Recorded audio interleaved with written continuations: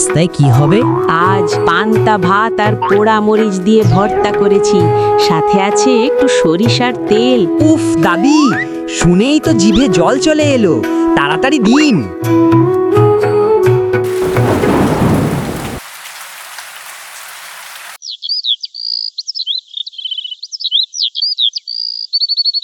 বল্টু আর গদাই গাছের নিচে বসে আছে, তারা একটা বুদ্ধি আঁটছে।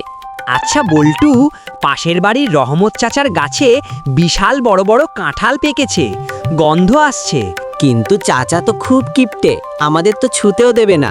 চল না, চুপি চুপি গিয়ে একটা নিয়ে আসি। না রে, দাদি জানলে পিঠের ছাল রাখবে না। তার চেয়ে চল বিল থেকে শাপলা তুলে আনি, দাদি খুশি হয়ে রাতে ভাজি করে দেবে। হঠাৎ আকাশে মেঘ দেখা দেয়। চল তাড়াতাড়ি বাড়ি ফিরি, বৃষ্টির আগে পৌঁছতে না পারলে দাদি বাঁশের কঞ্চি দিয়ে তাড়া করবে। আরে দেখ, মেঘ ডেকেছে, এখনই তো ব্যাঙের ডাক শোনা যাবে। আরে থাম, ওই দেখ একটা শিয়াল যাচ্ছে।